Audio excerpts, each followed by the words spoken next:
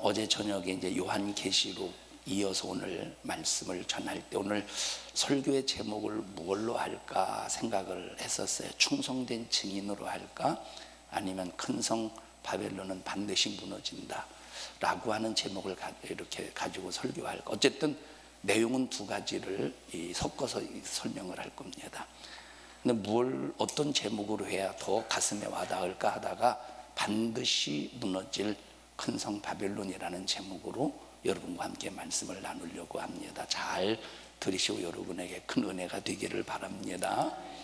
자, 우리가 성경을 읽을 때는 무턱대고 읽으면 우리 이제 무조건 읽어. 그렇죠. 뭐라고 옛날에 이제 목사님들이 이제 성도들이 궁금해서 이게 무슨 뜻입니까? 그럼 목사님도 몰라. 그냥 믿어두어. 이제 그래서 그냥 무조건 믿어두는 게 성경이 되었습니다. 근데 성경은 읽으면 읽을수록 알아야 재미있고 또 읽고 싶잖아요. 모르는 걸 아무리 읽어보십시오. 읽고 싶은가. 아마 가장 성경 중에서 읽기 힘든 성경 중에 하나가 레위기일 겁니다. 레위기는 아무리 읽어도 뭐가 뭔지를 몰라요. 근데 66권 중에서 가장 중요한 성경의 축 핵심이 되는 성경이 레위기입니다. 레위기를 모르면, 자, 창세기 어디서 나왔느냐? 레위기에서 나왔어요. 출애굽기 어디에서 나왔느냐? 레위기에서 나왔어요. 레위기 다음에 뭐지? 아는 척 잘하네. 민수기 레위기에서 나왔어요. 자, 복음서 레위기에서 나왔어요. 예수님 이 땅에 오신 거 근거가 어디예요? 레위기예요. 성경의 모든 중심이 레위기야. 그래서 레위기를 알아야 예수님이 누구인가를 아는 거예요. 근데 너무 힘들어, 어려워.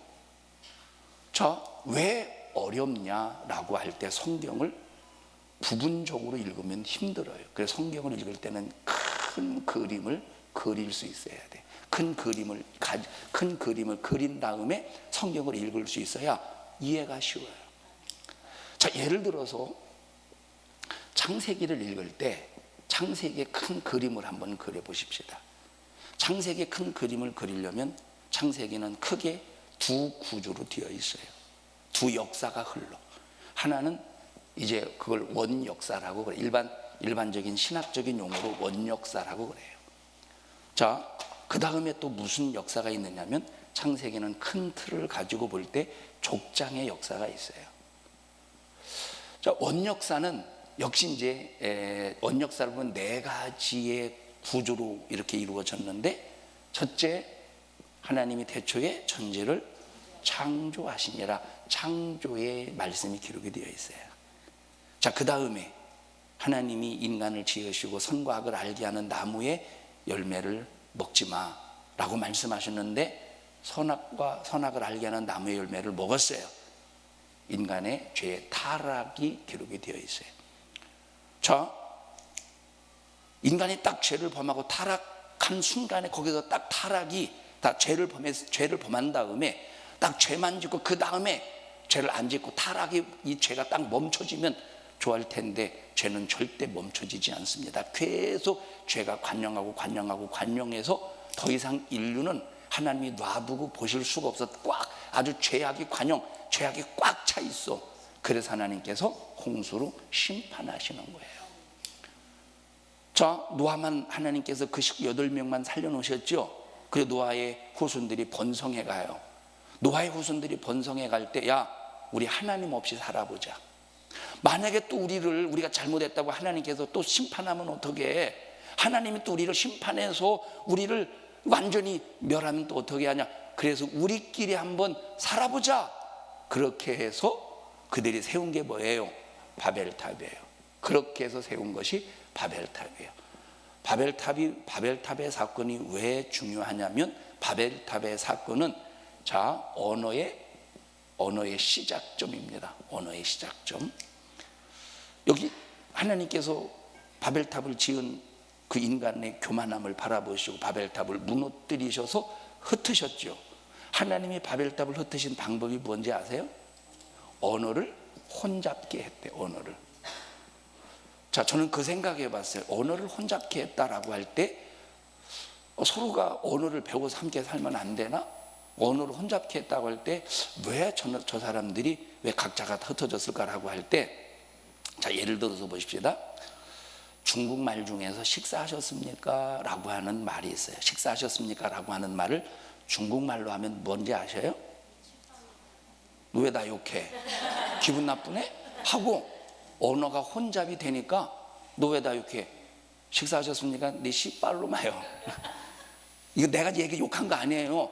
중국말로 그렇대. 내가 얘기한 게 금방 그 말했죠. 뭐라고요? 지팔로 마. 그 욕 같잖아. 예? 그러니까 뭐야 이 자식이 왜 나 욕해? 예 하고 간 거예요 각자. 그렇게 해서 혼잡해서 가지 않았나? 그냥 내 생각이야 이거는. 그건 그런 게 아니라 이렇게 해서 이제 혼잡케 하셨어요. 자, 그 다음에 펼쳐지는 역사가 족장 역사예요. 역시 족장 역사도 4명의 족장의 역사가 기록이 되어 있습니다. 하나는 우리가 잘 아는 믿음의 조상 아브라함이에요. 믿음의 조상 아브라함. 근데 아브라함만 기록한 것이 아브라함의 족장, 아브라함이라는 족장을 기록할 때 아브라함만 기록한 것이 아니라 아브라함과 함께 복선이 깔려서 함께 기록한 사람이 있어. 그게 누구예요? 조카 루시아브. 자, 그 다음에 아브라함의 아들 이삭이라고 하는 이 족장에 대해서 이삭의 믿음에 관해서. 근데 이삭만 기록한 것이 아니라 이삭과 함께 복선이 깔려서 기록된 인물이 있어요. 예? 이삭과 이스마엘. 누가 이스마엘? 누가 장자냐라고 할 때 이삭이 장자예요. 믿음의 장자. 자, 세 번째 누구의 족장이? 야곱이에요. 야곱.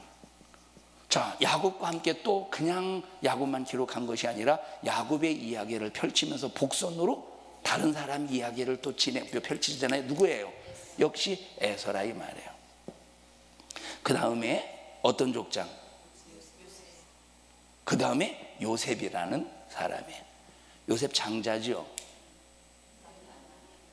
요셉 장자요. 어이구. 누가 장자예요? 루벤. 자, 보세요. 야곱의 12아들이 있는데 육체적으로 장자는 이미 제켜졌어요. 왜지? 자기 아버지의 자기 아버지 야곱 첩을 범했잖아요. 그러니까 이미 장자는 제켜진 거예요. 여러분, 장자에게 항상 장자에게는 상속을 2배로 해주게 되어 있어요. 그럼 왜 요셉이 장자냐 하는 것을 알 수 있는 것은, 자, 12지파 중에서 요셉에게는 지파를 몇 개를 줬어요? 지파를 몇 개 분배해 줬어요? 2개 해줬잖아요. 므낫세와 요셉의 큰아들 므낫세와 에브라임에게 에브라임 2지파를 줬다는 것은 야곱은 요셉이를 뭘로 인정한 거예요? 막내 아들이 누구야? 베냐민 바로 위에 베냐민 빼고 했을 때 막내지만 뭘로 인정한 거예요? 장자로 인정한 거예요. 자, 그런데 실질적인 영적인 장자는 요셉입니까? 누구예요? 4번째 아들 유다예요. 그래서 요셉과 함께 복선으로 깔려서 함께 다뤄주고 있는 이야기가 누구예요? 유다예요. 자, 그래서 창세기를 읽을 때 이렇게 큰 틀을 가지고 읽어야 이 창세기를 그렇구나 이해해가면서 여기 안에서 우리가 이 틀 속에서 성경 읽을 때 재미가 있고 쉽게 이해할 수가 있는 거예요. 그냥 아브라함의 사건만 읽으면 안 돼. 함께 복선으로 깔려서 이 얘기가 전개되는 롯의 사건도 함께 읽어야 되고 이해해야 되고, 항상 복선 큰 틀을 가지고 읽어야 돼. 자, 출애굽기를 읽을 때도 우리가 그냥 읽으면 안 돼. 큰 그림을 한번 그려봐야 돼. 자, 출애굽기를 출애굽 사건이 나와요. 출애굽 사건. 출애굽 사건이 18장까지가 나오나 잘 모르겠어요. 하여튼간 19장까지 나와요. 자, 18장까지나 19장이라고 얘기한 거 보니까 18장까지 나오네요. 자, 그 다음에 19장에서부터 20 몇 장까지 자, 뭐에 관해 나와요?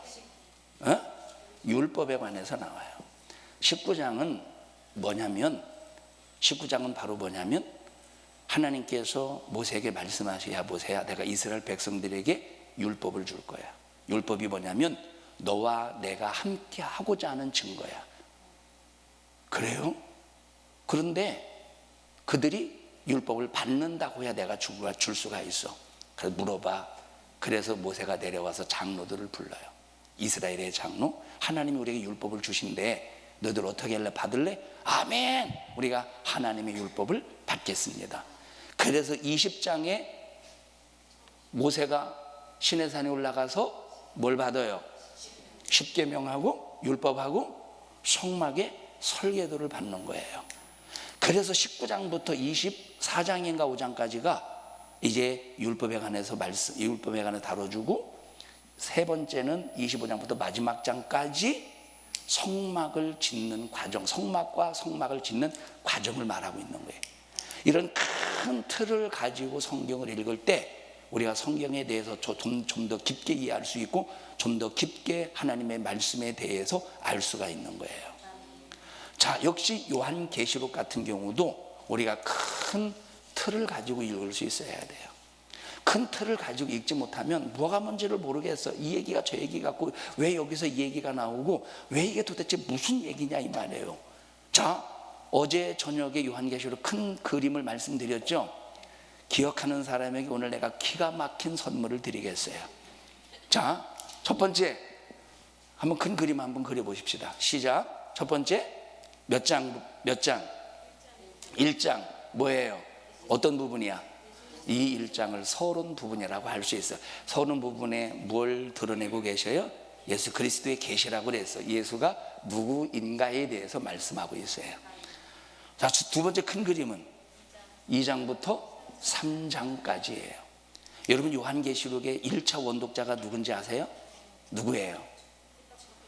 핍박받고 있는 기독교인들인데 요한계시록의 1차 원독자는 소아시아 7교회예요. 이 1차 원독자, 2차 원독자는 로마 제국의 전체의 그 모든 기독교인들이 2차 원독자예요. 3차 원독자는 나야, 우리 자신이야. 우리에게 주신 메시지예요. 근데 우리에게 직접적으로 적용하면 안 되고 1차 원독자, 2차 원독자에게 적용을 시킨 다음에 내게 적용할 수 있어야 돼요. 자, 소아시아 7교회에 대해서 말씀했어요. 4장부터 5장은 어디에서의 예배? 하늘나라에서 예배, 천상에서 천국에서의 예배. 4장에서는 성부 하나님을 예배하는 말씀이에요. 5장에서는 성자 예수 그리스도를 예배하는 말씀이에요. 자, 6장부터 16장까지, 자, 1장부터 5장까지는 쉬워, 그냥 우리가 이해할 수 있는 말씀인데, 근데 6장부터 16장까지는 너무 힘들어요. 어려워. 무얼 떼야 되느니, 뭐 쏟아지느니, 막 정신은 뭐가 또 부러지네. 정신없어요. 근데 이것이 순서대로 되어 있으면 그래도 읽기가 쉬울 텐데 순서대로 된 게 순서대로 진행이 되다가 뭔가 또 다른 얘기로 삼천포로 빠지는 것 같아. 자, 어쨌든 이 6장부터 16장에 있는 말씀은 4개의 사이클로 구조로 이루어졌는데, 하나는 7 뭐예요? 7인을 떼는 사건이에요. 두 번째는 7 나팔이 불려지는 거예요. 세 번째는 7 표적, 7 표적에 관한 얘기야. 그 다음에 네 번째 사이클은 7 대접에 관한 얘기. 7 대접. 만약에 이것이 순서대로 되어 있으면 읽으면서 그렇구나 하고 좀 상징적 묵시적인 표현으로 기록이 되어져 있지만은 그래도 이해하는데 별 어려움이 없을 텐데, 그래도 괜찮을 텐데, 여기에 삽입 부부가 있다는, 삽입부. 다시 말하면 막간 부부가 있다는 거예요. 막간 부분. 다시 말하면 쭉 얘기하다가, 내가 예를 들어서 A라는 주제를 가지고 쭉 얘기합니다. A라는 주제를 가지고 얘기를 하다가 딱 멈춰. 그리고 내가 잠깐 이 얘기를 멈추고 막간을 이용해서 내가 이런 다른 얘기를 한번 해볼게 하듯이 막간 부분이 있다는 거예요. 요 사이클에 7인에서도 막간 부분이 있어. 삽입 부분이 있어. 7 나팔 부분에서도 막간 부분, 삽입 부분이 있어요. 이것 때문에 힘든 거예요. 자, 이것만 잘, 요 삽입 부분, 막간 부분이 무엇인가? 이것만 잘 이제 추스려서 이것만 잘 우리가 이제 발췌하면 이 이어지는 순서를 우리가 이해하는데 아무 어려움이 없이 이해할 수가 있어요. 그럼 일곱이는 누구에 관한 말씀이냐? 누구를 축으로 해서 전개되는 말씀이냐? 일곱 나팔은 어떤 말씀이냐라고 할 때 일곱이는 이때 당시 핍박받고 있는 그리스도인들이 어떤 핍박을 받고 있느냐의 말씀이야. 일곱이는 그때 당시 어떤 핍박을 받고 있느냐 이 말이에요. 뭐 활을 쏜다느니, 칼이 뭐 칼을 가지고 있다느니, 저울을 가지고 있다느니. 여러분, 저울은 무슨 얘기예요? 경제적인 어려움을 말하고 있잖아요. 그러니까 지금 일곱 인을 떼면서 세 번째 인인가 저울에 관한 얘기가 나오죠. 자, 그러면 말세, 이건 다시 말하면 지금 1차 원독자, 2차 원독자를 무시한 상태에서 말세에 경제적인 어려움이 있어, 이걸 말하는 게 아니에요. 그때 당시 누가 경제적인 어려움이 있다는 거야? 로마 제국의 지배를 받으면서 핍박받고 있는 그리스도인들이 어떤 어려움을 당하고 있다는 거예요? 경제적인 어려움을 당하고 있다는 거예요. 왜 경제적인 어려움을 당할 수밖에 없느냐라고 하는 것은 소아시아 일곱 교회 중에서 두아디라 교회를 공부하면 그 이유를 알 수가 있어요. 근데 시간이 없으니까 오늘 혹시 내일 오전에 시간이 되면 말씀 두아디라 교회까지 할 수 있으면 그때 이제 말씀을 드릴게요. 자, 일곱 표적, 일곱인, 일곱 나팔, 일곱 표적. 일곱 표적 우리가 처음 듣는 얘기죠. 일곱 표적은 일곱 교회에 일곱 가지의 사건이 나와요. 요한계시록 12장에 뭐 뿔이 뭐 머리가 뭐 뿔이 7개 있다, 뭐 짐승이 있어. 그래서 여기서 보니까 뭐 여자도 나오고 아이도 나오고 이런 표적적인 얘기가 나와요. 뭐 바다에서, 두 번째 표적은 바다에서 올라오는 짐승, 땅에서 올라오는 짐승, 쭉 7가지가 나와. 자, 이런 틀을 가지고 우리가 큰 그림을 그릴 수 있어야 돼. 그 다음에 17장, 18장에 관한 얘기는 큰 바벨론에 관한 얘기라고 그랬어요. 그러면 여기서 말하는 큰 바벨론은 도대체 뭘 말해주고 있을까? 과연 여기서 말하는 큰 바벨론은 뭘 말해주고 있을까? 자, 어떤 사람은 그런 얘기를, 요즘에 어떤 사람은 그런 말을 해요. 큰 바벨론은 뭐냐라고 할 때 이따 말씀드릴게요. 자, 19장. 자, 19장부터 20장은 예수 그리스도의 재림과 예수 그리스도의 강림과 심판에 관한 말씀이에요. 21장, 22장은 새하늘과 새 땅, 새 예루살렘에 관한 말씀. 요한계시록은 큰 그림, 어떤 성경에도 마찬가지, 출애굽기, 레위기, 민수기, 신명기, 여호수아, 어떤 성경을 읽을 때도 큰 그림을 가지고 읽을 때 재미있어요. 은혜가 되고. 자, 우리가 이제 요한계시록을 읽을 때 어제는 잘 지워주더니 오늘은 지워주는 사람이 없어요. 그래서 내가 지우기로 했어요. 자, 그럼 요한계시록 읽을 때 우리가 반드시, 요한계시록 읽으면서 우리가 반드시 간과해서는 안 되는 게 있어요. 그럼 요한계시록 읽을 때는 반드시 어디 안에서 요한계시록을 이해해야 되느냐? 역사 안에서 이해해야 돼. 어디 안에서? 역사. 그럼 이 역사는 오늘날의 역사를 가지고 이해해야 된다는 겁니까? 아니요. 2000년 전에 그때 당시의 역사를 가지고 이해해야 되는 거예요. 오늘날의 역사를 가지고 지금 요한계시록을 이해하면 생뚱맞잖아. 이건 안 맞잖아. 조화가 안 맞잖아요. 조화가 안 맞잖아요. 자, 예를 들어 보십시다. 자, 두 번째. 어디 안에서 요한계시록을 이해해야 되냐면 문화 안에서 이해해야 돼. 어느 시대의, 오늘날의 문화? 그 시대의 문화 안에서 요한계시록을 읽어야 돼. 오늘날의 문화를 가지고 이해하면 뭐 666이 베리칩이다라고 하는 엉뚱한 얘기가 나와요. 여러분, 666은 오늘날의 문화예요? 2000년 전의 문화예요? 오늘날의 문화죠. 참, 베리칩은 오늘날의 문화잖아요. 666은 2000년 전에 그 어떤 상징적인 표현이야. 근데 이건 문화 밖에서, 그 시대의 문화 밖에서 오늘날의 문화로 가지고 이해하니까 엉뚱한 해석들이 나오는 거예요. 그래서 반드시 요한계시록은 문화 안에서 읽어야 되는 거예요.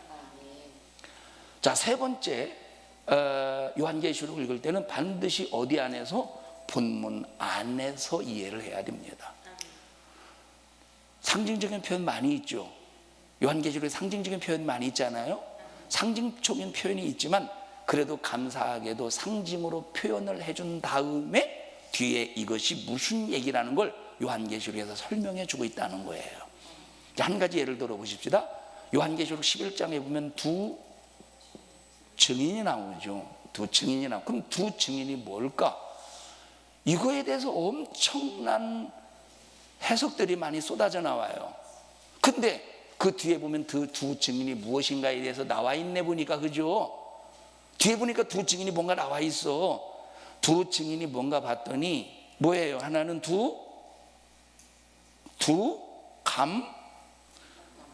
감나무요.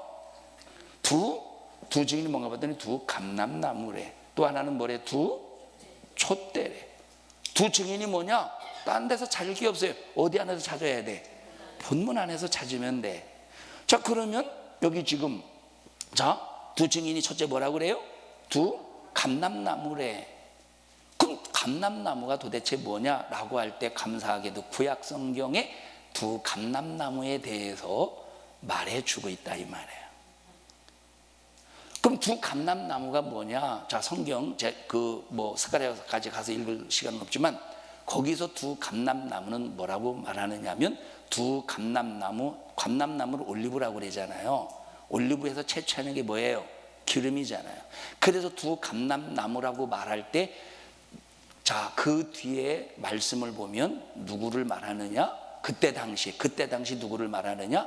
스룹바벨을 말해요. 스룹바벨. 두 감람나무라고 말할 때 스룹바벨이라고 말하는데, 스룹바벨은 이스라엘 백성들이 바벨론 포로 70년 동안 바벨론 포로 모든 생활을 끝마치고 다시 하나님의 약속에 의해서 유대 땅으로 돌아올 때 1차 포로 귀환하면서 유대인들을 데리고 왔던 지도자입니다. 이스라엘 백성들을 데리고 왔던 지도자 스룹바벨이 무너진 솔로몬 성전을 재건을 해요. 그때 당시 누구와 함께 돌아왔느냐? 그때 당시 대제사장인 여호수아와 같이 돌아오는 거예요. 그럼 여기서 뭡니까? 스가랴에서 두 감람나무가 누구냐라고 할 때는 누구예요? 스룹바벨 여로보암이요. 다시 말하면 기름 부어서 하나님이 구별하여 사명을 준 자가 누구예요? 사명을 가진 자가 두 감람나무라는 거야. 이런 기름 부음이 성령 충만을 말할까요? 오늘날 기름 부음을 성령 충만, 성령 받아라 이런 표현으로 쓰는데, 어디에도 기름 부음을 성령 충만이라고 표현한 데는 성경에는 한 구절도 없어요. 기름 부으심, 기름 임하심, 기름 부으심 이런 얘기 있죠. 성경 어디에도 기름 부음은 성령 충만이라고 말한 데가 없어. 그럼 기름 부음이 뭐냐? 기름 부음은 하나님께서 구별하여 쓰시기로 하나님께서 사명을 준 자를 기름 부음 받은 자다 이렇게 말하는 거예요. 기름 부음 받은 자가 누구예요? 하나님이 쓰시려고 사명자로 구별한 자가 기름 부음 받은 사람이야. 그 구약 성경에 누구에게 기름 부어서 하나님께서 구별하셨느냐? 제사장을 기름 부어서 하나님이 제사장으로 쓰시려고 구별하셨어요. 선지자에게 기름을 부어서 구별하여 쓰시려고 기름을 부었어요. 왕을 구별하여 쓰시려고 기름을 부었어요. 그러면 신약 성경에 기름 부으셨다라고 하는 표현이 나올 때 어떻게 이해가 돼야 돼요? 하나님이 나를 쓰시려고 구별했다. 하나님이 나를 성령께서 그럼 쓰실 때 누가 쓰셔요? 성령이 쓰시는 거예요. 오늘날 누가 쓰셔? 성령이 쓰시는 거야. 그래서 기름 부음을 받았다라고 하는 것은 성령이 나를 쓰시기 위하여 구별하셨다는 말이라 이 말이에요. 두 증인은 뭐예요? 두 증인의 두 감람나무는 뭐겠어요? 성령이 구별하여 쓰시는, 성령께서 쓰시기 위해서 구별했다라는 거야. 자, 두 촛대 나와 있어요. 요한계시록 1장에 보면 촛대가 뭔가 나와 있어. 뭐예요? 7교회래. 그럼 촛대가 뭡니까? 교회가 하는 기능이 뭐예요? 교회가 하는 기능은 요한계시록 12장에 나와 있는데, 에베소서에도 나와 있고 본문 안에서 우리가 이해할 때 요한계시록 12장입니다. 여자가 낳은 남자가 있대. 요한계시록 마지막 쪽에 여자가 낳은 누가 있대? 남자가 있대. 그럼 여자가 낳은 남자가 누굽니까? 여자는 교회를 말하는 것이고 남자는 교회를 통해서 예수 믿고 구원받아 하나님의 자녀가 된 하나님의 백성들이라 이 말이에요. 하나님의 자녀들인 거야. 그러니까 여러분 두 촛대, 그 두 증인이 뭐냐? 오늘날 그 시대와 오늘날 이 시대로 말씀드리면, 그 시대로 말하면 두 감람나무 중에 하나가 누구겠어요? 사도 요한이겠죠. 그러니까 보세요. 이 요한계시록을 이해할 때는 그냥 무조건 우리가 이 시대적인 어떤 이 시대, 지금 2000년대의 역사, 2000년대의 문화, 지금 이런 거기에서 우리가 요한계시록을 이해하는 게 아니라 반드시 2000년 전에 그 역사 안에서 어떤 역사 가지고 있을 때 도미티아누스 황제가 기독교인들을 핍박하는 그 시대의 역사의 관점 속에서 이해해야 되는 거예요. 그들이 왜 핍박받죠? 도미티안 때문에 왜 핍박을 받아요? 나는 주가 나의 하나님은 누구라고 고백했기 때문에, 예수라고 고백했기 때문에 핍박받는 거야. 여러분, 그러면 그렇게 핍박받는 그리스도인들이 핍박을 피할 수 있어요, 없어요?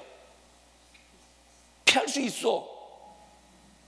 도미니우스 에테우스를 누구라고 부르면 도미티아누스가 나의 주 나의 하나님이라고 부르면 핍박을 피할 수 있어. 그런데 나는 핍박을 피하기 위해서 도미누스 에테우스라고 부를 수가 없다 이 말이에요. 나는 핍박을 받을지라도 오직 예수가 나의 주 나의 하나님, 우리 주 우리의 하나님이라 이 말이에요. 그런 역사적인 배경을 가지고 읽어야 요한계시록을 이해할 수 있는 거예요. 역시 문화도 마찬가지야. 그럼 이때 당시 문화는 바로 뭐냐면, 예를 들어 보세요. 누가 하나님이라고? 누가 하나님이라고? 이때 당시 도미티안이 자기 자신이 하나님이라고, 그래서 수많은 도시들에서 도미티아누스 황제 신상을 세우고 신전을 만들어서 도미티아누스 황제 신상을 세워요. 대표적인 지역이 서모나와 버가모 지역이에요. 어디서 많이 듣던 지역 아니에요? 그래서 버가모 지역, 서모나 지역에 그렇게 핍박이 심했던 겁니다. 그러니까 도미티아누스, 다시 말하면 요한계시록 13장에 짐승의 표 나오죠. 666이 나오고 짐승의 이름의 수가 나오잖아요. 그럼 도대체 이 짐승의 표 666이 도대체 뭐냐라고 할 때, 오늘날의 문화를 가지고 이해해야 되겠어요? 아니면 그때 당시 문화를 가지고 이해해야 되겠어요? 그때 당시 문화를 가지고 이해해야 되는 거야. 그럼 짐승의 표가 뭐냐?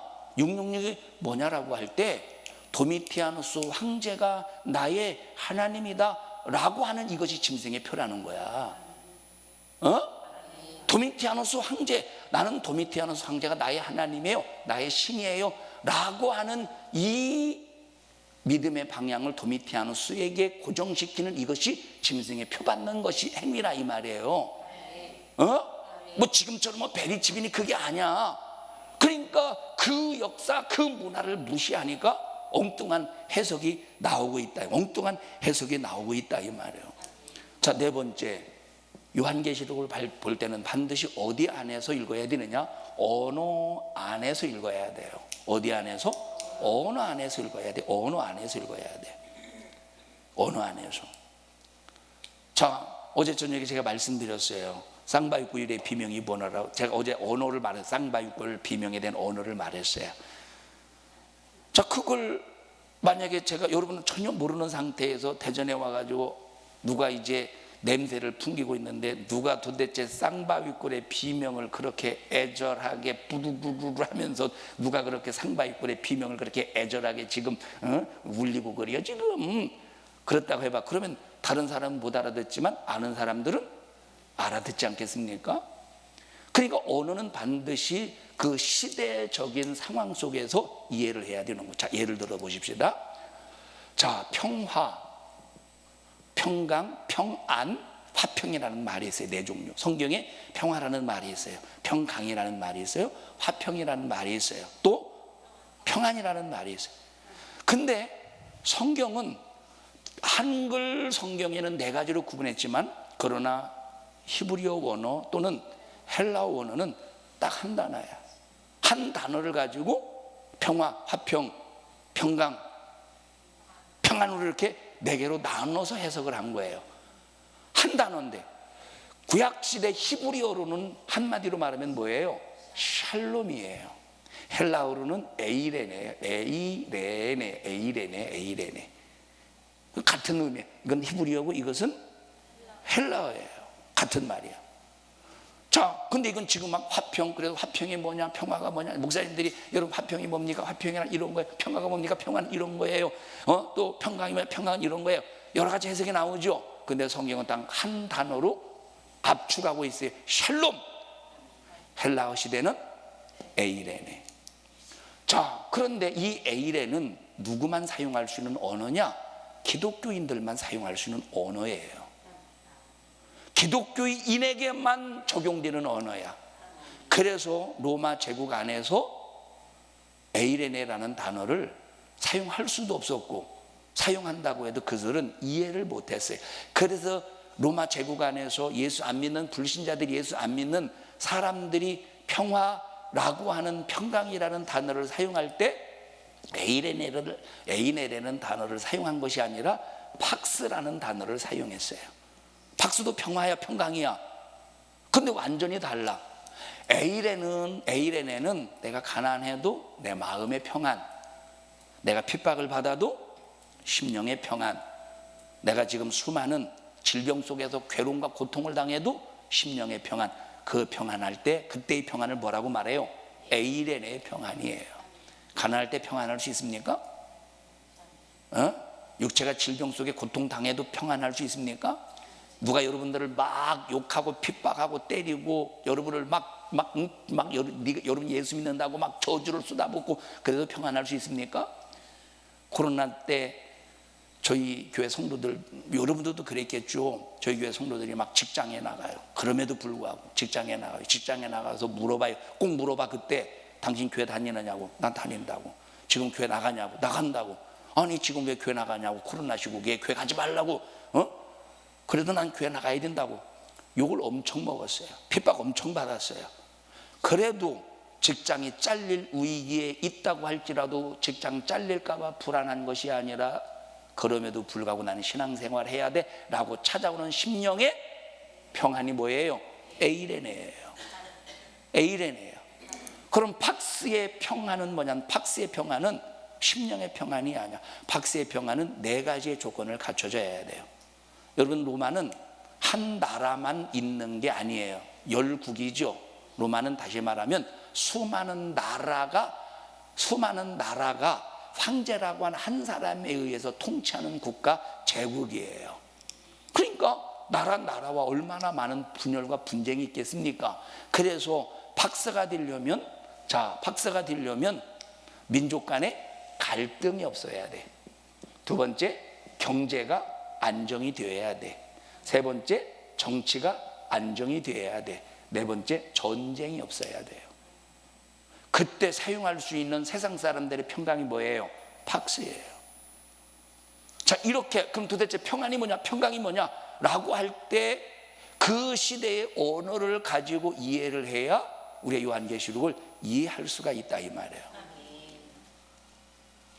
자, 그렇다면 여기 오늘 이제 본문 요한계시록 17장 읽었죠. 무너졌다 큰 성 바벨론 읽었어요. 그럼 도대체 큰 성 바벨론이 도대체 뭘 말하고 있을까? 큰 성 바벨론 상징자, 진짜 큰 성 바벨론이 느부갓네살 왕이 바벨론 왕의 느부갓네살 왕이 이스라엘을, 남유다를 무너뜨린 것만 아니라 많은 나라들을 무너뜨려서 제국의 왕이 되었어요.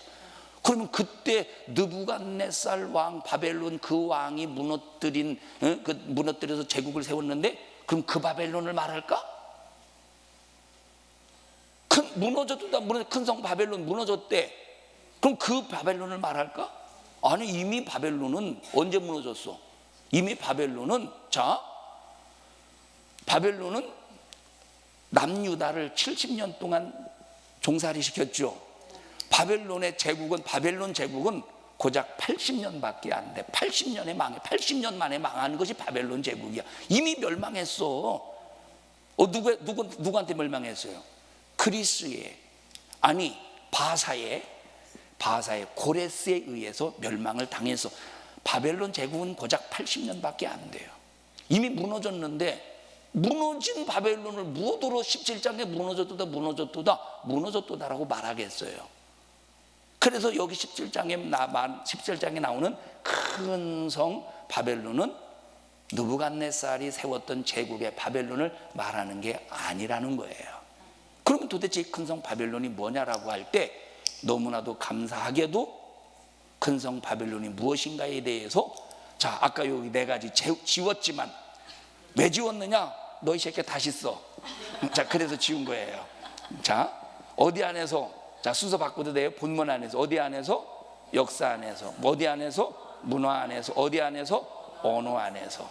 자, 너무나도 감사하게도 큰 성 바벨론이 무엇이냐에 대해서 본문 안에 나와 있다는 거예요. 큰 성 바벨론은 도대체 뭐냐? 본문 안에 나와 있다는 거야.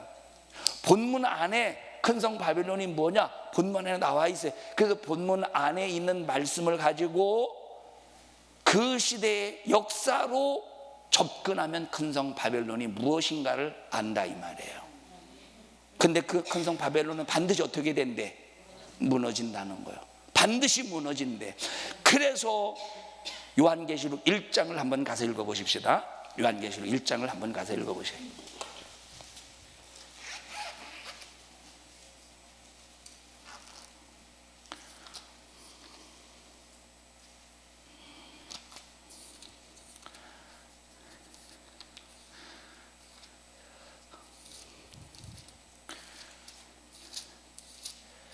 자, 1절 보십시다.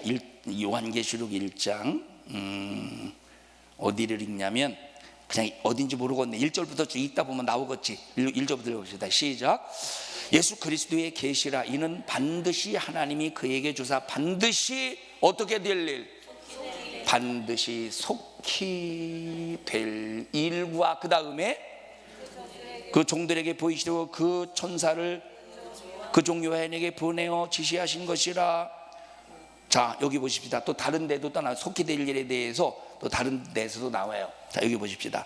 반드시 어떻게 된대? 속히 될 일. 그럼 반드시 자, 1장 1절에 다뤄졌죠. 반드시 속히 될 일에 대해서. 그럼 속히 될 일이 뭘까? 지금 도미티아누스 황제와 그 로마 군대에 의해서 박해받고 있는 그리스도인들에게 소망이 먹었어요. 소망이 먹었어. 박해받고 있는 그리스도인들의 소망이 먹었어요. 자, 예를 들어 보십시다. 이름이 뭐야? 서율이. 맞아. 서율이. 이리 나와봐. 서율이 보세요. 서율이가 지금 나한테 박해를 받고 있어요. 이리 와봐. 이리 와. 걱정 마라. 안 때리고 흉내만 낼게. 알았지? 서율이가 나한테 걱정하지 마. 움츠리지 마라. 안 때려. 목사님 너 때리겠냐? 응? 걱정하지 마. 자 보세요. 제가 얘를 막 괴롭혀요. 이렇게 막 괴롭혀. 얘 소원이 먹어. 얘 소망이 먹었어. 얘가 바라는 게 먹었어. 박해가 끝나려면 어떻게 해야 되겠어요? 내가 없어져야지. 나 갈게. 없어지래. 나 지영아 가자 빨리. 없어지래. 나 없어져야 되잖아. 내가 빨리 없어져야 돼. 내가 빨리 없어져야 되잖아. 박해가 끝나려면 내가 없어져야 되잖아요. 그럼 얘 소원이 먹었어요. 내가 없어지는 거. 들어가. 얘가 제가 2000년 전에 기독교인들이야. 그리스도인이야. 나는 로마야. 도미티아누스는 로마의 등을 업고 로마의 배경을 삼아서 도미티아누스는 기독교인들을 박해하는 거예요. 만약에 도미티아누스가 저 조선 땅에, 그때는 조선이었나 그때? 자, 만약에 저 도미티아누스 조선 땅의 왕이었어 봐. 박해할 수 있겠어? 기독교인들을? 어떤 배경을 가지고 있는 거예요? 로마라는 배경을 가지고 있는 거예요. 그래서 도미티안의 박해는 로마의 박해와 같은 거예요. 자, 그리스도인이야? 핍박받는 나는 로마야. 내가 박해할 때 얘 소원이 먹었어요. 로마가 무너지는 거야. 로마가 무너지는 거예요. 그러면 여기 속해 될 일은 뭐겠어요? 누구를 향해서 속해 될 일이라고 말하고 있어요? 그리스도인들을 향해서 야 반드시 속해 될 일, 반드시 지금 어떤 일이 될 건데 그것이 속해 된다는 소리야. 그럼 어떤 일이겠어? 어떤 얘기겠어? 그것이 로마가 무너진다는 얘기에 들어가. 응? 자, 반드시 속해 될 일이 어떤 일이야? 로마가 무너진다는 얘기예요. 이해하셨어요? 자, 그럼 여기서 힌트 하나. 큰 바벨론이 뭘까? 1장 1절에서 말했던 반드시 속해 될 일, 로마는 반드시 무너져 라고 하는 예언의 말씀을 성취하는 예언의 말씀이라 이 말이에요. 큰 바벨론은 뭐겠어 그러면? 로마죠. 난 못 믿겠어요. 난 큰 바벨론이 로마인 걸 못 믿겠어요. 할 수도 있어요. 그래서 오늘 우리가 17장 1절부터 읽어가면서 왜 큰 성 바벨론이 로마인가를 한번 이해를 한번 해보자 이 말이에요. 17장을 한번 보십시다.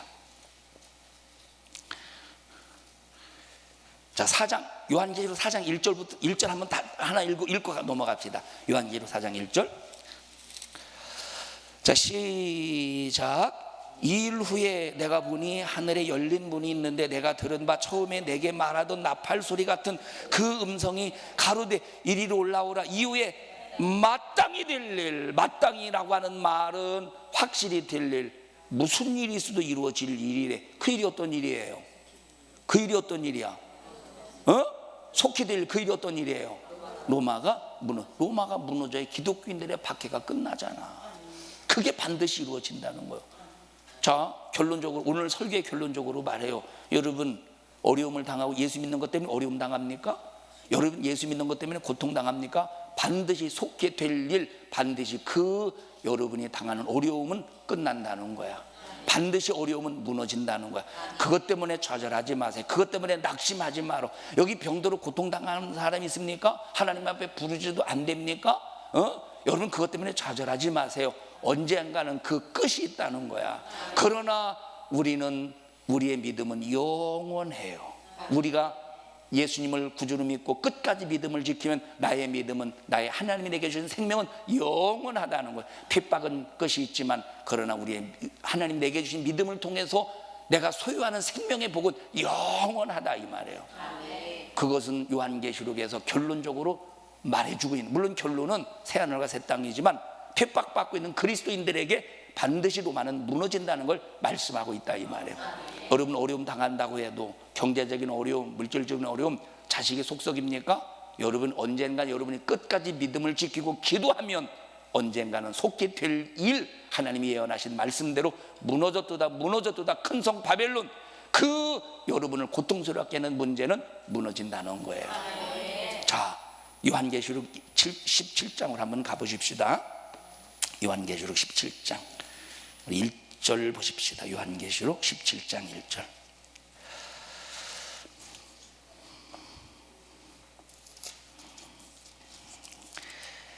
읽어보십시다. 요한계시록 17장 1절.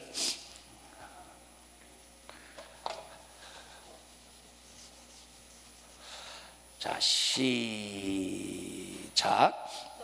7 대접을 가진 7 천사 중 하나가 와서 내게 말하여 이르되 이리로 오라.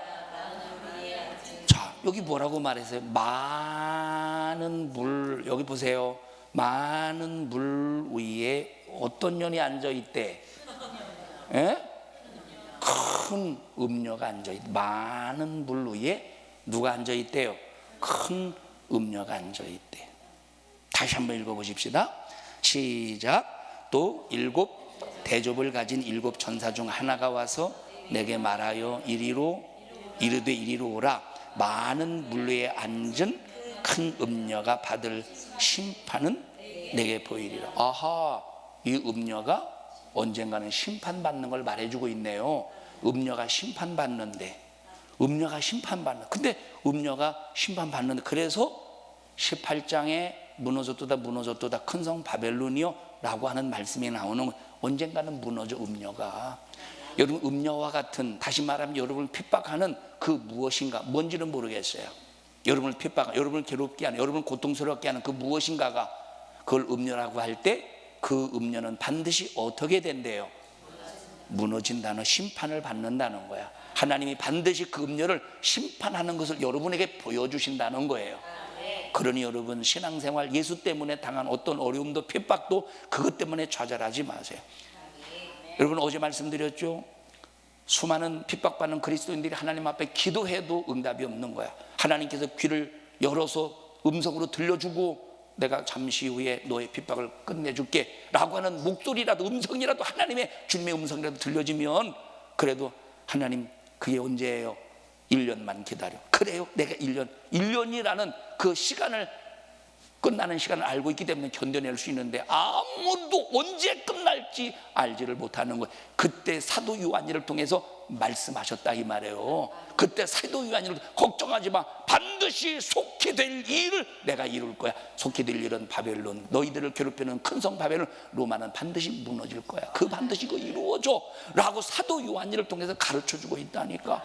그래서 최고의 목소리는 성경의 목소리요, 최고의 목소리는 성경의 말씀을 그대로 가르치는 주의 종의 목소리라 이 말이에요. 그래서 주의 종의 목소리를 듣고 위로받지 못하는 사람, 주의 종의 목소리를 듣고 설교를 듣고 여러분 이 마음의 평안, 믿음의 그 본질을 지키지 못하는 사람은 세상에 어떤 예언자에게 가서 예언자의 소리를 들어도 평안 없어요. 문제 해결받지 못해요. 그 사람 100%, 99.9%도 아니고 100% 미혹당해요.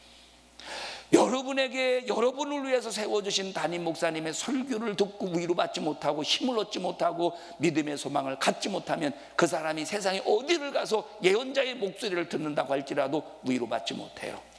그 핍박과 고난과 그 음료의 고난을 끝낼 수가 없어요. 누가 끝내느냐? 누가 끝내는 일에, 누가 여러분이 당하는 음료의 그 고통 고난을 끝내는 일에 가장 여러분을 세워주신 주의 종의 목소리가 그래서 그렇게 중요한 거예요. 주의 종의 소리가 들려집니까?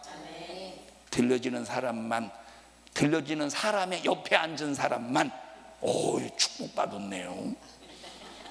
주의 종의 목소리가 들려진 사람의 옆에 앉은 사람만, 옆 사람에게 시작. 아니 그냥 축복받, 새 쫓듯이 그러지 말고 축복받았네요. 막 뭔가 좀 이렇게 좀 감정을 실어서 해야 되지 않겠어요? 옆 사람, 주의 종의 목소리가 들려지는 사람의 옆에 앉은 사람만 하셔요. 자, 옆 사람에게 시작. 아니 박수 치면 새 쫓는 소리잖아요. 이게 여러분 그 옛날에 다 가을 거지 바로 직전에 표가 무리고 갑니다. 그때 날라드는 참새, 이 완전히 전 농부의 마음을 뒤집어 놓잖아. 박수 치면 새 쫓는 거예요. 박수 치지 말고 사랑해만. 와, 축복받았네. 어떻게 주의 종의 목소리가 들려집니까? 부럽습니다. 우리 옆 사람에게 시작. 여기로 하셔요. 나는 축복받았네. 표정 리얼한데 나는 맹구가 온 줄 알았어요. 자, 그 다음에 또 한번 저 5절로 가보십시다. 자, 5절 17장 5절 보세요. 시작. 자, 누구의 이마에 이름이 있다는 걸까? 음료의 이마에 이름이 있다. 음료의 이마에 이름이 있다는 거예요. 자, 그 다음에 읽어보세요. 기록되었으니 비밀이, 여기 보세요. 자, 보세요. 음료의 이마에 뭐가 있대? 음료의 이마에 이름이 있는데 그 이름이 비밀이라는 말일까? 이름이 비밀이래. 근데 이 이름이 비밀이라는 말일까? 아니야. 이 음료의 이마에 이름이 있는데 그 이마에 있는 이름이 비밀이라는 말이야. 야, 이 음료의 이름은 비밀이야. 얘가 누구야? 비밀이야. 이름이 비밀이라는 소리가 아니야. 그럼 이 말이 무슨 말이냐? 야, 여기 음료의 이마에는, 자, 이리 나와봐. 야, 네가 나와. 얘가 또 이제 네가 나와. 자, 여기 보세요. 뭐 종이 하나 없어요? 저 이렇게 막 써도 되는 거? 막 써도 되는 종이? 그냥 이걸로 쓸게요. 이렇게 쓰고. 얘 이마에다가 직접 써야 되는데 직접 쓸까 여기다가?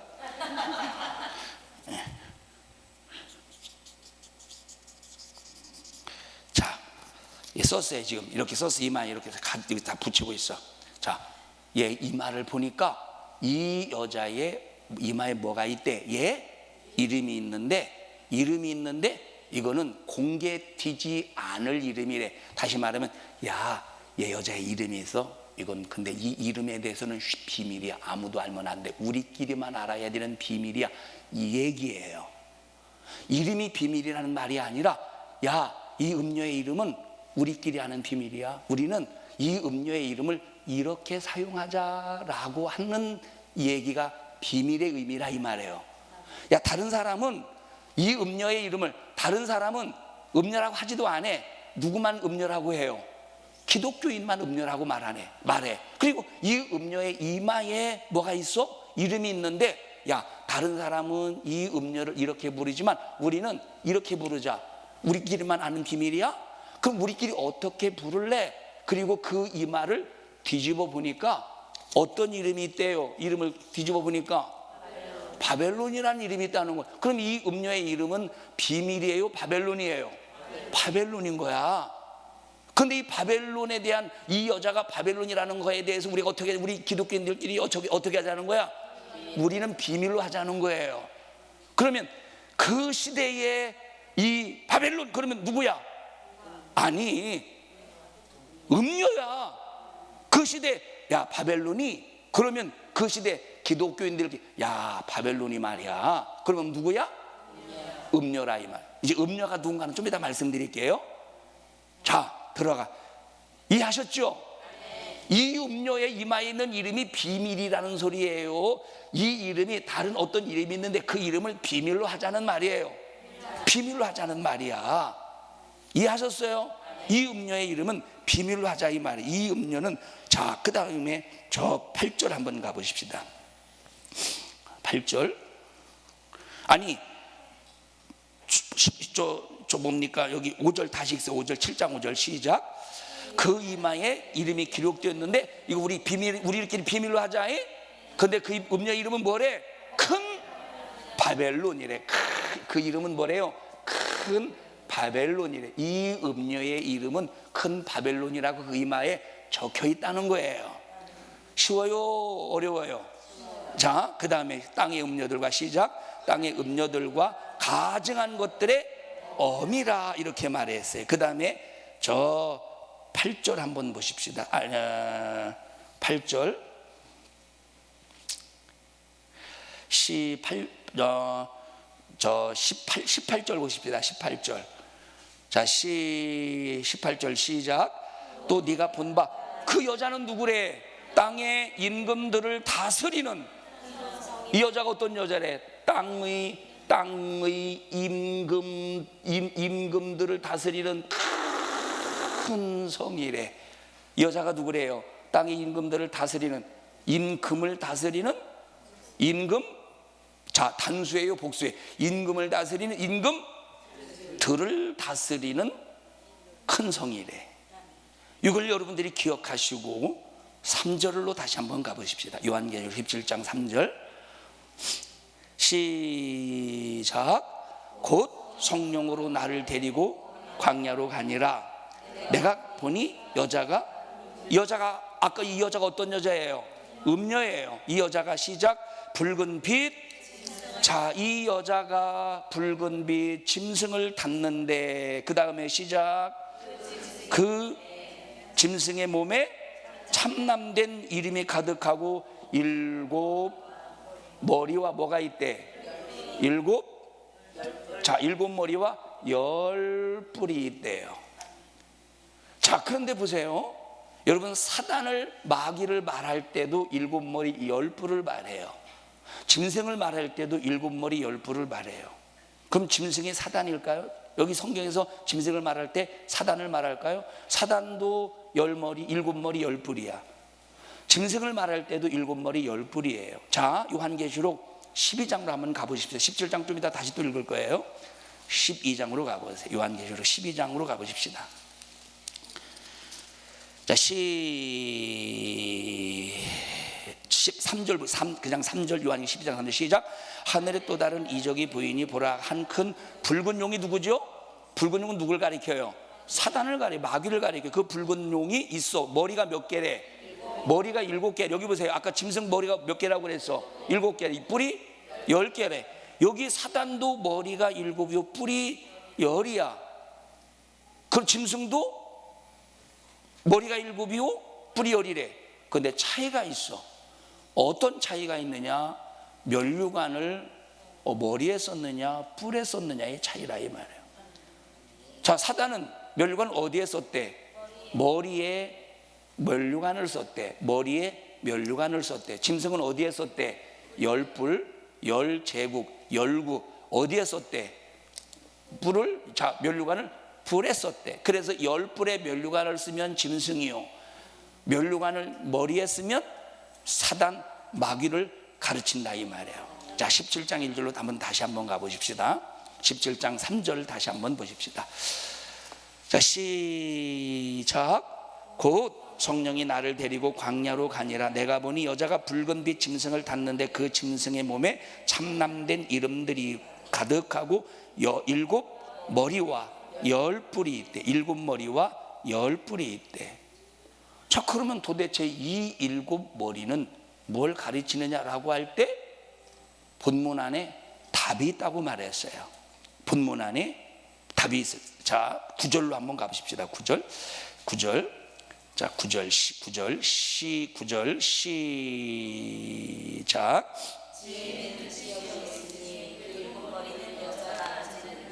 자, 7머리가 뭐래? 7머리는 뭐래? 여자가 앉은 7산이래.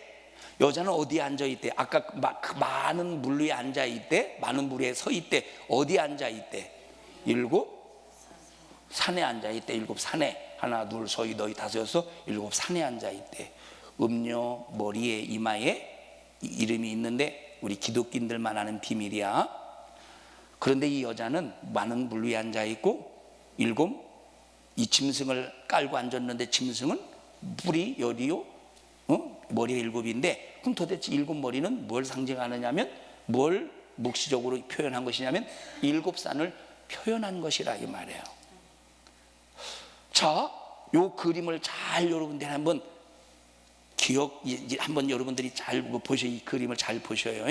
이 그림을. 그러면 7산 이 많은 물을 상징하는 그 의미가 뭐냐? 자, 여러분 제가 한번 여러분에게 상징적인 한번 표현을 해볼게요. 예수 믿는 사람이 그렇게 말하지 않아요. 예수 안 믿는 불신자들이 그냥 이런 농담적으로 말할 수도 있어요. 뭐라고 말하냐면, 자, 무슨 율? 서유라, 이리 와봐. 자, 얘가 좀 뭔가 좀 사람다운, 예를 들어서야, 얘를 자 보시, 만약 얘가 사람다운 모습이 조금 부족하다고 해보십시다. 그러면 우리가 너 마늘 좀 더 먹고 와라, 너 쑥 좀 더 먹고 와. 우리가 무슨 뜻인지 알죠? 무슨 뜻이야? 자, 대한민국은 지금 그 곰의 자손이기 때문에 이 곰은, 자, 우리 대한민국 조상은 뭘 먹어서 된 거라고 그래? 곰이 동굴에 들어가서 마늘과 쑥을 먹어서 됐다고 그러잖아. 그건 우리 심하야. 우리 기독교는 안 믿지만 예수 안 믿는 불신자들은 우리가 다 아는, 대한민국 사람들은 다 아는 거예요. 만약에 이 얘기를 가지고 저 일본 사람들에게 야, 쑥하고 마늘 좀 더 먹고 와, 이해하겠어? NO! 아니지 뭐지? 일본 아니요. 내가 왜 마늘을 먹어? 그러지 않겠어? 나는 우동을 먹을 거야. 그러지 않겠어요? 자, 만약에 저 미국 사람에게 좀 들린 인간 보고 너 마늘하고 쑥 좀 먹고 와, 그러면 NO! 냄새나! 난 치즈를 먹을 거야 하지 않겠어? 마늘과 쑥에 대한 이 이야기는 어느 나라에서만 통하죠? 들어가 한국에서만 통하는 상징적인 신화적인 얘기라 이 말이에요. 많은 물 위에 앉아있는, 우리는 음녀지만 이들은 여자를 표현해. 자, 많은 물 위에 여자가 앉아있는데, 자, 많은 여자가 서 있는데 어디에 서 있대? 어디 앉아있대? 7산에 앉았대.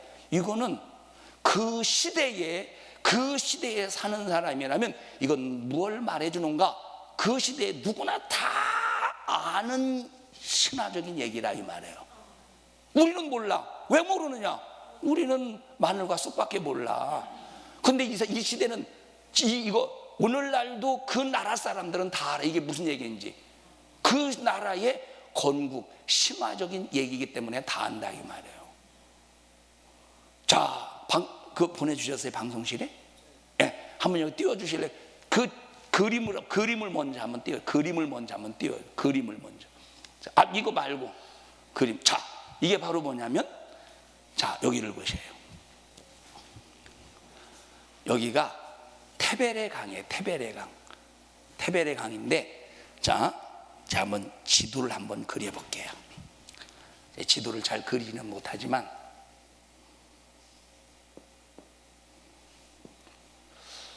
지도예요. 혹시 어떤 나라를 그린 것 같아요?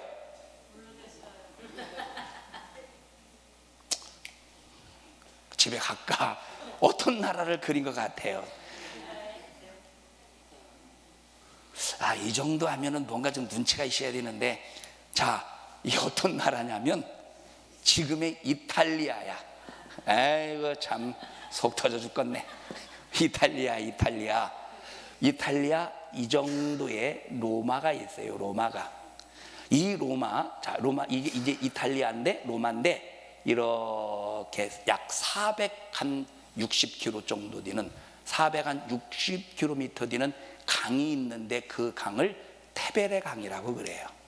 어떤 나라에 있는? 로마라고 하는 나라에 강이 있는데 그 강을 테베레 강이라고 그래. 요 강이 바로 그 테베레 강이야. 이 강이 뭐예요? 테베르 강이에요. 여기 티베르라고 있는데 이제 여기 요 강이 있죠. 영어를 잘 못 읽지만 이게 그 강이라는 말이 이 강. 그 강 중에서 저기가 어느 정도 되냐? 저 강이 어느 정도 되냐? 여기가 시작점이라면 여기 거의 끝지점에 바로 저 지점이에요. 자, 여기 한번 제가 가르칠 테니까 몇 개인가 한 거 한번 세 보십시다. 몇 개? 자, 시작. 하나, 뭐야 이게? 일곱 산, 일곱 언덕을 가르치는 거야. 여기 힐이라고 되어 있죠. 자, 일곱 언덕, 일곱 산을 가르치는 거예요. 그러니까 여기 지금 테베르 강에 일곱 언덕, 일곱 산이 있어요. 그럼 건국 로마의 이게 이제 로마 건국 신화적인 얘기인데, 로마의 건국 신화는 자, 요 테베르 강 어딘지는 몰라. 테베르 강 어느인지는 모르는데 어느 지점에서 두 아이가 태어났대. 두 아이가 태어났는데 그 두 아이가 성장해서 테베레 강 하류에 내려와서 나라를 건설했대. 그렇게 건국한 나라가 어떤 나라냐? 로마라고 하는 나라다라고 하는 것이 로마 건국 신화라 이 말이에요. 이해하셨어요? 자, 이제 동전을 보여주세요. 동전을 보여주세요. 동전. 자, 이게 바로 뭐냐면 이 사람이 누구냐면 베스파시아누스 황제예요. 베스파시아누스 황제가 누구냐면, 자, 베스파시아누스 황제가 누구냐면 네로가 죽고 자, 티투스 아세요? 티투스? 그런 사람이 있어. 그 로마 황제야 그냥. 로마 황제야. 자, 로마 황제예요. 로마 황제 베스파시아누스 황제. 도미티아누스의 아버지예요. 도미티아누스의 아버지, 도미티아누스의 형이 티투스고 티투스의 아버지가 베스파시아누스예요. 여기 보니까 오스만이 보던 그림 같지 않아요? 오스만이 보던 그림 같지 않아요? 여기 아까 여기 물이 있어요. 여기 물이 있고 여자가 앉아 있는데 여기 7개의 산이 있다 이 말이에요. 여기 SC가 있죠. 저 SC는 저건 뭘 말해주는 거냐면 저건 뭘 말해주는 거냐면, 자, 의회의 결정이라고 하는 말, 의회의 결정이라는 약자예요. 우리가 그러면 이걸 지금 여기 많은 물이 있고 여기 지금 짐승이 젖 먹는, 이게 잘 보이지 않는데 젖 먹는 두 아이가 있어요. 이게 7 산이야. 7개 언덕이야. 그리고 여기 뭐라고 말했어요? 마라고 기록되어 있어요. 그러니까 이 그림만 보면 오늘날 로마 사람도 누구든지 다 저걸 누구로 아는 거야? 로마로 아는 거야. 그런데 아까 말했죠, 이 여자의 이마에 이름이 있는데 우리는 로마라고 하지 마, 우리끼리만 아는 비밀로 표현하자 이 말이야. 뭐라고? 큰 바벨론으로 우리끼리는 부르자는 거야. 그리고 여기서 큰 바벨론은 누구예요? 로마를 말하고 있는 거예요. 자, 그러면 2000년 전 요한계시록, 이제 끝이에요. 2000년 전 요한계시록을 기록할 당시 기독교인들은 누구든지 큰 바벨론이라고 할 때 뭐 누구를 알아? 어떤 나라를 알아듣겠어? 로마로. 그런데 왜 오늘날은 왜 로마라고 하는 이 명칭을 새까맣게 머릿속에 지워지고, 자, 지금 어떤 무식한 사람들은, 속 터지는 사람들은 큰 음료를 뭐라고 말하는 사람도 있느냐면 물 위에 음료라고 해서 자유의 여신상으로 얘기하는 사람이 있어. 자유의 여신상이 어디에 있어요? 물 위에 떠 있어. 물 위에. 그 미친놈이지. 그 사람은 문화 안에서 해석한 사람입니까, 성경을? 오늘날의 문화로 한 게 아니라 이거 참 오늘날의 문화로, 이게 미친놈이지. 이거는 자유의 여신상이 큰 바벨론이에요. 그리고 무슨 뭐 영국이 뭐 선미니까 뭐 별로 얘기를 다 합니다. 그런데 뭘 가르친다고? 아까 여기 로마라고 적혀 있잖아요. 그래서 요한계시록 17장에 나와 있는 이 음료는 바로 큰 바벨론이라 이 말이에요. 근데 이 바벨론이 어떻게 됐는데 무너졌도다, 무너졌도다, 큰 성 바벨론. 자, 한 가지 또 한 대 한번 읽어볼까요?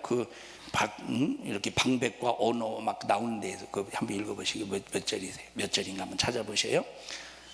15절인가요? 15절 한번 보십시다. 많은 물, 자, 백성과 무리와, 자, 물이 뭐냐? 물이 뭐냐라고 할 때 물에 대해서 나와 있어. 자, 시작. 또 천사가 내게 말하여 네가 본 바 음녀가 앉은 물은 뭐래요? 백성과 무리와 열국과 방언이래. 그 이 물이 뭐래? 백성과 무리와 열국과 방언이래. 그럼 뭘 말해주고 있겠어요? 제국을 말해주고 있는 거예요. 백성, 무리, 열국, 방언 수많은 언어들이 있죠. 나라마다 많은 나라들을 통합해서 로마 황제가 다스린다고 그랬어요. 그러니까 언어가 다르겠죠. 많은 방언이 있겠죠. 많은 무리가 있겠지. 언어가 있겠지. 뭘 말해요? 그 물은 제국을 다스리는 이 제국을 하나로 통일 다스리는 로마를 말하고 있는 거예요. 머리가 워낙 나빠가지고 잘 기억을 못해요. 그래서 연도수는 그냥 두루뭉실하게 말할게요. 자, 어느 날 312년에 콘스탄틴이 로마의 황제가 됩니다. 이건 알아, 이건 확실해. 이거는 312년 콘스탄틴이 로마의 황제가 돼요. 그리고 313년에 기독교를 공인해요. 이제 로마 제국 안에서 종교는 자유해. 그래서 어느 종교를 믿어도 상관없어. 기독교 믿어도 되고 다른 신을 믿어도 돼요. 그렇게 하다가 380년에 등극했던 황제가 로마를 국교로 아예 딱 찍어버려요. 이제 로마에서 믿는 종교는 기독교야. 다른 종교를 싹 다 철수시켜버립니다. 로마 멸망 당해서 안 당했어?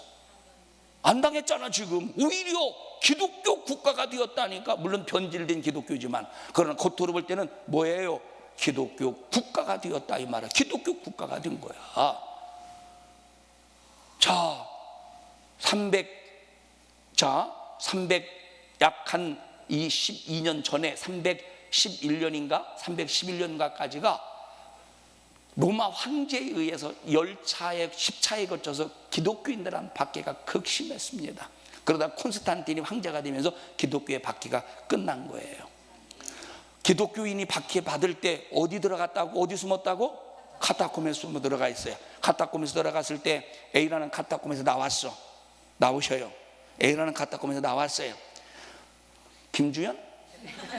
집사님, 아니 나오라고 이름만 불러도 이렇게 김주연이 나오셔요. B라는 카타콤에서 나왔어요. 네, C라는 카타콤에서 나왔어. 숨어서 성경 공부했잖아요. 숨어서 말씀을 들었잖아.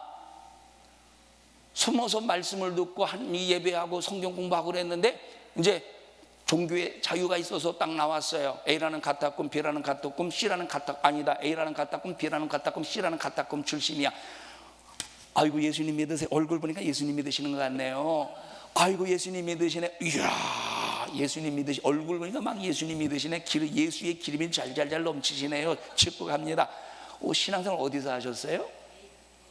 A카타쿰. 어디서 하셨어요? 이야 나는 C카타쿰에서 참 신앙생활 했는데, 야 우리가 그렇게 힘든 신앙생활 속에서도 참 그 예수님, 이야 참 예수님, 그 하나님의 아들이신 그 이 예수님, 참 우리가 그 예수님을 믿고 오늘까지 믿음을 지키지 않았습니까? 참 하나님의 어머니 마리아를 통해서 이렇게 예수님이 출산하시고, 가만히 아니 지금 뭐라고 하셨어요? 하나님의 어머니. 아니 왜 마리아가 하나님의 어머니, 왜 마리아가 하나님의 왜 어머니인가요? 아니 무슨 말이냐, 하나님의 어머니 맞지. 나는 우리 카타쿰에서는 예수님이 마리아가 하나님의 어머니라고 들은 게 아니라, 나는 그냥 하나의 사람으로서 그냥 이렇게 들었는데 뭔가 좀 이상하네 하면서 논쟁하겠어요, 안 하겠어요? 해요. 왜? 이미 사도들은 다 죽었어. 예수로부터 직접적인 복음을 들었던 사도들이 이미 다 죽었어요. 그러니까 제대로 가르칠 어떤 복음의 순수한 메시지가 없다 이 말이에요. 와서 보니까 다 틀려. 이론이 다 틀려. 성경적인 다 들어가서 성경적인 다 지식이 다 틀린 거예요. 그래서 325년에 콘스탄틴이 회의를 소집해, 기독교 회의를 소집하는데 그 회의를 니케아 회의라고 그러는 거예요. 그때 이제 부활절을 언제 지켜야 되느냐, 뭐 그리스도가 뭐 누구냐라고 하는 그 교리에 대해서 회의를 통해서 교리를 만들기 시작하는 거예요. 그러다가 2차 또 종교회의가 시작되는데 그게 430년 에베소 회의예요. 그때 에베소 회의에서 아까 말했듯이 마리아가 누구냐, 신의 어머니냐 아니면 그리스도의 어머니냐 라고 하는 논쟁 속에서 어떤 교리가 이겼느냐면 마리아는 신의 어머니다 라고 하는 교리가 이겼어요. 미친놈이지 이거. 그러니 이게 지금 교리가 이게 제대로 된 교리 안 됐어. 교리가 제대로 안 됐다 이 말. 그게 바로 역사를 가지고 있는 기독교의 역사라 이 말이에요. 이해하십니까? 이제 기독교. 자, 그러면서 저는 어거스틴을 별로 안 좋아합니다. 어거스틴을 본 적도 없지만 어거스틴을 공부할수록 너무 우리 기독교의 믿음을 훼손시키고 변질시킨 장본인 중에 하나예요. 이 어거스틴을 공부할수록 너무 우리 기독교 순수한 성경대로 믿어야 될 우리 기독교의 순수 복음을 변질시키고 왜곡시킨 장본인 중에 하나라 이 말이에요. 어거스틴이 무슨 짓을 했느냐? 요한계시록 읽어보면 바벨론이 망한다는 걸 알잖아. 다시 말하면 로마가 망한다는 걸 알잖아. 망했어요, 안 망했어요? 어거스틴 입장에서 볼 때 안 망했잖아. 안 망했으니까 이제 어거스틴의 입장에서는 뭐라고 성경을 해석하느냐? 이미 지금은 교회 시대, 로마 제국을 통해서 교회 시대가 펼쳐졌으니 그 교회 시대를 천년 왕국 시대로 딱 작정해버렸다. 천년 왕국 시대로 선포해버렸다 이 말이에요. 지금 천년 왕국 시대입니까? 지금 천년 왕국 시대가 아니에요. 천년 왕국은 죄가 없어야 돼요. 이 마귀가 무정에게 갇혀있기, 천년 동안 마귀가 무정에 갇혀있기 때문에 이건 천년 왕국 시대가 지금은 아니에요. 근데 선포해버렸어. 이 어거스틴은 이제 교리를 만들어서 지금은 천년 왕국 시대, 교회 로마가 천년 왕국을 이룬 하나의 어떤 주축이 되었다. 천년 왕국 시대를 선포해버렸다 이 말이에요. 그러면 그때부터 큰 바벨론은 로마다라고 하는 인식이 싹 다 사라진 거야. 이게 얼마나 이게 참 나쁜 놈이에요. 이거 혹시 어디 안 나가죠 이 설교? 나쁜 놈이라고 했다가 또 이제 막 우리 교회 폭파에 막 현수막에서 에? 목사님 나쁜 놈이셔요? 이때 놈이라고 한번 해봐야지. 나쁜 놈이셔요? 이때 놈이라고 해봐야지. 어떻게 저 어르신을 내가 놈이라고 하겠습니까? 지금 나쁜 놈이셔요? 나쁜 놈이시네. 지금 해볼 수 있어요. 자, 그래서 이제 그때부터 이제 이 바벨론은 로마다라고 하는 인식이 싹 지워지게 됩니다. 나쁜 놈이죠. 이게 얼마나 나쁜? 아니 이분이 나쁜 놈이 아니라 어씨가 나쁜 놈이야. 완전히 나쁜 놈이지. 이게 완전히 나쁜 놈이지. 여러분, 그런데 보세요. 핍박은, 성경에서 말하는 건 뭡니까? 핍박은 끝나. 알파와 오메가 이신 예수님께서 핍박을 끝내게 해줘. 그러니 끝까지 이겨. 언제까지? 내가 보세요. 내가 천국 갈 때까지 핍박이 끝나는 그날이 끝나는 날이야. 내가 죽어서 끝나든 살아있을 때 끝나든. 근데 중요한 것이 바로 뭐냐면 반드시 큰 바벨론은 무너지니까 너희들은 끝까지 어떤 삶을 살아야 되느냐? 충성된 증인이 되라는 거예요. 우리 누가 돼야 돼요? 증인 돼야 돼. 증인이 뭐죠? 뭐가 증인이에요? 이거 분필로 놨다고 끝난 게 아니에요. 지금 손에 땀을 좀 닦으려고 지금 분필 놓은 거예요. 자, 누가 증인이에요? 본 것을 그대로 말하는 게 증인이야. 들은 것을 그대로 가감없이 말하는 게 증인이에요. 충성된 증인이 뭡니까? 본 것을 그대로 말하고, 들은 것을 그대로 말하고, 체험한 걸 그대로 말하는 게 증인이에요. 그러면 충성된 증인이 되면 반드시 고난과 핍박을 피할 수가 없어. 충성된 증인이 되려면 핍박과 고난을 피할 수가 없어. 욕 먹어야 돼. 그런데 충성된 증인이 되어야 돼. 그런데 충성된 증인이 되면 순교를 피할 수가 없어요. 그러면 첫째, 누가 충성된 증인이냐? 첫째, 예수님이 충성된 증인이셔. 그래서 어제 읽었죠, 4절에 죽었다가 살아나신 그분 충성된 증인. 여러분, 예수님은 자기 자신이 하나님의 아들이 아니라고 하는 한마디만 하면 십자가에 고난 안 받으셔요. 내가 하나님의 아들이 아니다라고 한마디만 하면 예수님은 십자가에 죽지 않아요. 그런데 하나님 아버지가 예수님을 이 땅에 보내신 것은 하나님의 아들로 보내셨어요. 자기 자신이 충성된 증인이라는 걸 알아요. 자, 하나님의 아들이라는 걸 알아. 그렇기 때문에 예수님은 위증하지 않는 거야. 나 하나님의 아들이야. 인류를 구원할 메시아야. 충성된 증인으로서 본 것을 말하시고 들은 것을 말하시고 아버지가 하신 말씀을 그대로 증거하시는 거야. 그래서 예수님이 누구시냐? 첫 번째 충성된 증인이요, 두 번째 바통을 이어받, 예수님으로부터 충성된 증인으로서의 바통을 이어받은 내가 예수님만이 우리 주 우리 하나님 도미노스 에 데우스입니다 라고 충성된 증인으로 고백해야 되는 거예요.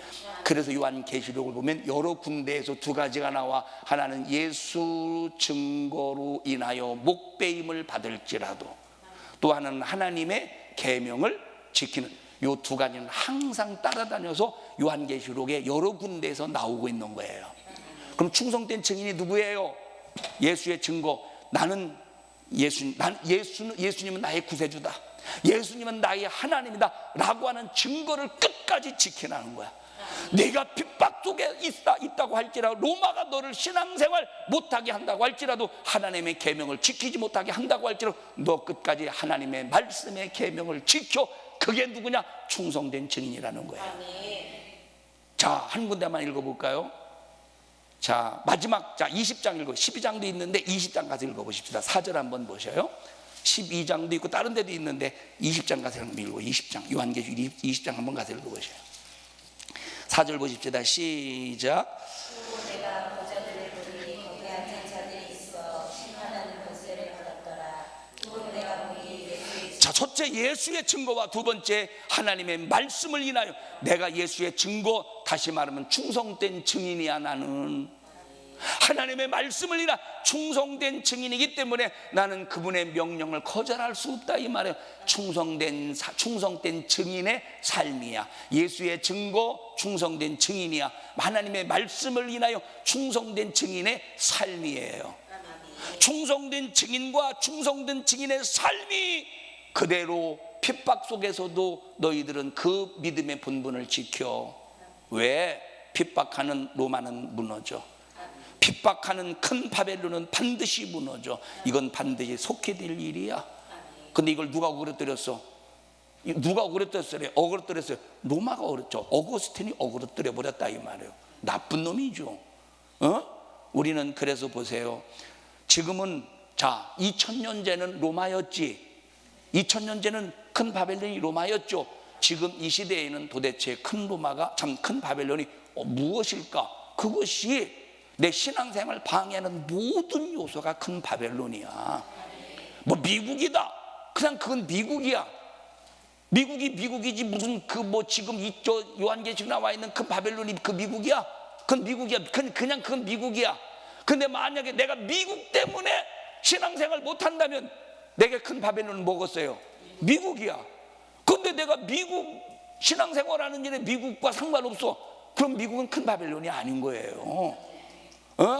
내가 신앙생활 열심히 하는데 내 남편이 머리끄댕이 져가면서 교회 가지 마! 집에서 제사 점식 만들어. 그러면 나의 큰 바벨론은 누구예요? 남편이 되는 거예요. 신앙생활하는 일에 정부가 코로나 문제를 가지고 교회 가지 마! 안 돼! 뭐가 큰 바벨론이에요? 정부가 큰 바벨론이 되는 거예요. 내가 신앙생활하는 일에 방해되는 모든 요소가 바벨론이라 이 말이에요. 큰 바벨론. 이해하십니까? 그러니까 우리는 야 오늘날 도대체 큰 바벨론이 뭐야? 그냥 연구할 필요 없어. 그냥 신앙생활 방해하는 모든 원수를 이기면 되는 거예요. 그게 뭐냐? 그게 중요한 게 아니에요. 666이 뭐냐? 그거 몰라도 아무 상관없어. 신앙생활 하는데 예수 그리스도의 본질만 알면 되는, 요한계시록을 통해서 증거하시는 예수 그리스도의 본질만 알면 되고, 나는 그 예수의 증인입니다. 그 예수의 충성된 증인입니다. 나는 그 증인으로서 하나님 말씀에 순종하는 삶을 살겠습니다 라고 하는 끝까지 이 믿음의 고백만 가지면 되는 거지. 뭐 666이 뭐 그거 알려고 막 여기 쫓아다니고 저기 쫓아다니고 안 그래도 아무 상관없어. 그러지 말어. 그리고 666은 베리칩이야. 666 짐승의 표는 그때 당시 도미티아누스 황제가 내가 하나님이니까 날 믿어. 그래서 도미누스 에테우스, 도미티아누스를 도미누스 에테우스라고 하는 순간 뭘 받은 거예요? 그게 짐승의 표 받은 거예요. 그 오늘날은, 자 오늘날 1차 적용했어요? 1차 저 원독자 자 내게 2차 적용할 때는 오늘날의 짐승의 표는 누구겠어? 적그리스도겠지. 이만희, 문선명이, 정명석이, 박대선이 이런 놈들이 짐승의 표겠지. 그것들이 자기 자신이 하나님이라고 그랬으니까 이만희한테 당신은 나의 하나님이요 나의 성령님입니다. 그러면 뭘 받은 거야? 짐승의 표 받은 것이라 이 말이에요. 짐승의 표 받은 것이라 이 말이에요. 짐승의 표 받은 것이라 이 말이에요. 어디 가서 뭐 여기는 안 그러겠지만 목사님의 영역 안에 있는데 어디 가서 짐승의 표가 뭔가 어디 가서 공부하려고 하겠어. 뒤질라고. 예? 그죠? 근데 혹시라도 궁금해서 갈 필요가 없는 게 아무것도 아니야. 그거는 역사 안에서, 분문 안에서, 언어 안에서, 그리고 문화 안에서 성경을 이해해야지. 어디 가서 이걸 모르는 사람들에게 어디 가서 뭘 배우겠느냐 이 말이에요. 충성된 증인 됩시다. 충성된 증인 될 때 큰 바벨론은 우리의 신앙생활을 못하도록 회방하고 방해하고 핍박한다 이 말. 그러나 큰 성 바벨론 어떻게 되는데? 반드시 무너지는데, 무너지는 일이 속히 된다는 거예요. 승리자는 큰 바벨론이 아니래요. 승리자는 예수 믿는 그리스도인이 승리자라는 거예요. 승리합시다. 이깁시다. 확실히 하나님이 여러분을 보실 때, 이 교회를 보실 때 교회가 다 무너졌네. 큰 성 바벨론이 무너져야 되는데 어찌해서 교회들이 무너지는가? 큰 성 바벨론이 무너져야 되는데 어찌해서 교회가 무너지는가? 그런데 대전에 설린 침례교회를 봤더니 이야, 이 교회를 통해서 큰 성 바벨론을 무너뜨려지는구나. 이 교회를 통해서. 왜? 여러분, 하나님이 큰 성 바벨론을 누구 때문에 무너뜨리겠어요? 믿는 기독교인들 때문에, 참 충성된 증인 때문에 큰 성 바벨론을 무너뜨리시는 거예요. 이야, 이 큰 성 바벨론, 큰 성 바벨론을 무너뜨리는 교회들이 되어야 되는데 어찌해서 교회들이 무너지는가? 큰 성 바벨론에 의해서. 설린 침례교회를 통해서 큰 성 바벨론을 무너뜨릴 근거가 되는구나. 큰 성 바벨론을 무너뜨릴 작품을 설린 침례교회가 만들고 있구나. 이런 교회가 되기를 주님의 이름으로 축복합니다. 합심해서 통성으로 기도할 때, 하나님, 나 오늘까지 알게 모르게 속았던 지난날의 죄를 용서해 주시고 내 평생에 하나님의 기쁘신 뜻대로 신앙생활할 수 있도록 도와주시옵소서. 나를 괴롭히고 내 믿음을 회방하는 큰 성 바벨론이 무엇입니까? 2000년 전에는 로마였습니다. 오늘날 이 시대의 큰 성 바벨론은 도대체 무엇입니까? 주님, 큰 성 바벨론을 깨닫게 하시고 큰 성 바벨론에 의해서 무너지는 것이 아니라 나로 인하여 나의 믿음으로 인하여 큰 성 바벨론이 무너지는 능력의 삶을, 무너뜨리는 능력의 삶을 살게 하여 주시옵소서. 우리 주여 3번 부르고 통성으로 기도합니다. 주여, 주여.